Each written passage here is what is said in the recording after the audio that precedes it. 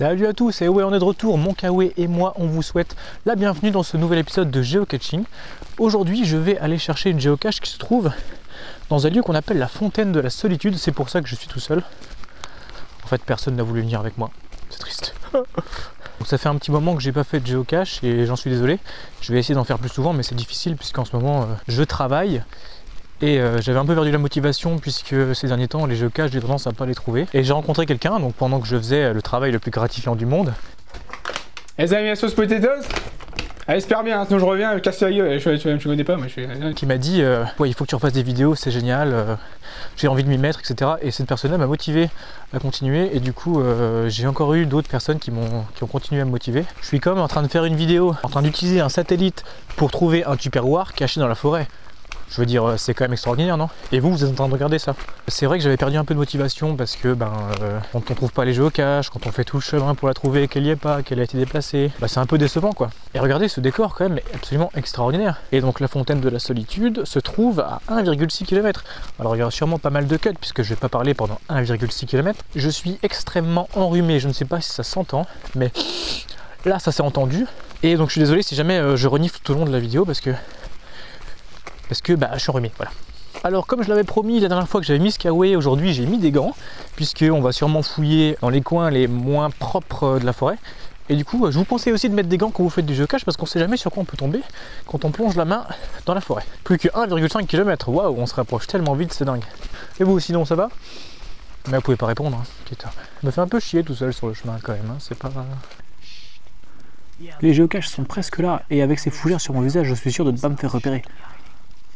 Il paraît qu'il y a beaucoup de joggers, donc des gens qui font du jogging, absolument, oui, du jogging, qui vont par là, et apparemment c'est un bon coin pour courir. Alors comme vous avez remarqué, je suis pas très sportif, parce que vous voyez pas mon corps en entier, mais je vous assure que j'ai vraiment un corps de lâche. Et du coup là, faire du géocache, ça me permet de sortir aussi, donc c'est pas mal.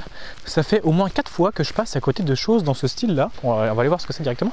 Société métallurgique, mais je me suis toujours demandé à quoi ça servait. Ah d'accord, j'ai un petit panneau qui m'indique que la forêt est gérée durablement et certifiée.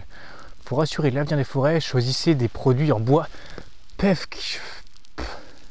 PEFC, je n'ai aucune idée. J'ai l'impression qu'on fait un question-réponse aujourd'hui. Hein. Et je voulais aussi vous remercier parce que vous avez été nombreux à vous abonner à mes vidéos. Et grâce aux petites vidéos un peu spéciales que j'ai fait avec mon double du futur, on a quasiment atteint les 70 abonnés. C'est extraordinaire parce que j'étais quand même quasiment à 45 et je voulais juste atteindre les 50. C'est pas énorme quand on dit 70 comme ça, mais pour quelqu'un qui fait des vidéos tout seul, comme ça, dans la forêt, c'est assez sympa. Ça me met de bonne humeur de savoir qu'il y a 70 personnes qui me suivent et qui veulent savoir si je vais trouver une boîte ou pas. Ah ça c'est ce que j'appelle un chemin de forêt. Regardez-moi ça. Si ça c'est pas un chemin de forêt, est-ce qu'on va pas croiser 2-3 orques là-dedans, franchement hein? Donc ça devient un petit peu le parcours du combattant. Oh, je suis vraiment pas sportif, putain. Ok. Alors oui, j'ai souvent dit géocaching dans mes vidéos. Faites très attention si vous en faites. Ne dites surtout pas géocaching, c'est très très mal vu. On m'a beaucoup dit, on dit géocaching, pas géocaching. Ouais, ok, ouais. Après c'est vrai que c'est de ma faute si je fais des erreurs aussi, bon, il y aura toujours des gens pour me dire c'est pas comme ça qu'on dit. Bon là je pense que je vais faire un truc de malade mental complètement. Je vais relever mes manches parce qu'il fait chaud sa mère là. Ouh, on s'enfonce encore dans la forêt. Là on est directement dans la jungle. C'est ce qui me manque là, c'est une faucille, non c'est pas une faucille, c'est une machette, c'est ça. Une faucille, n'importe quoi. Tu me vois avec une faucille là, je suis la mort. Ça c'est la fatigue, ça me fait perdre mes mots ça. Je crois que la Fontaine de la Solitude s'appelle comme ça parce que, vu la taille du chemin, tu peux pas y aller à plusieurs en fait. Et je me sens vraiment seul. Et je crois qu'il pleut. Non, il pleut pas. Je vais être content quand on va redescendre, hein, moi je vous le dis. Si je la trouve pas, je sais pas ce que je fais, mais je rentre chez moi. Hein. J'aurais peut-être dû prendre un piolet, des cordes d'escalade, je sais pas, parce que putain, ça monte. On fait une petite pause là. Je pense que si j'arrive en haut de la Fontaine de la Solitude, je déverrouille un succès ou un truc, c'est obligé parce que je sens que le montage va être extra. Je vais en avoir pour environ 3 jours. La lumière! Waouh! Wow. C'est, je vais appeler ça la plaine des fougères. Quoi, c'est pas une plaine, mais je m'en fous. Là, vous voyez pas vous, mais il y a un dénivelé de bâtard. Comme l'a dit un de mes amis, je ferai pas des semaines comme ça tous les jours. Et je peux vous assurer que c'est vrai. Les failles! Oh. Ce panneau est une bénédiction. Regardez-moi ça. Fontaine de la Solitude, 10 minutes. 10 fucking minutes. Ah oui. Mais je peux vous porter, vous. Non, c'est bon, je me débrouille, ça, merci. Putain, la route est vraiment... Oh non, mais c'est quoi cette pente là? Vous avez vu ça ou quoi? Là, il y a des moustiques et puis là-bas, il y a la pente. Donc, bah, on va mourir. Mais on est des warriors. Des warriors. Oh, oh. Bah, on est des warriors, hein. Qu'est-ce qui se passe? Ça m'a toujours fait bizarre que ça m'appelle Frodon, Monsieur Frodon. Si j'ai un ami qui s'appelle Propre, je l'appelle Monsieur Propre. Ah oui, oui. Je pense que pendant les prochains jours, je serai probablement en fauteuil roulant. 10 minutes, t'es sûr? Putain. Ah, je transpire des yeux, quoi. Ouh. Waouh. Oh. Eh ben. C'est reparti, il fait déjà moins chaud là.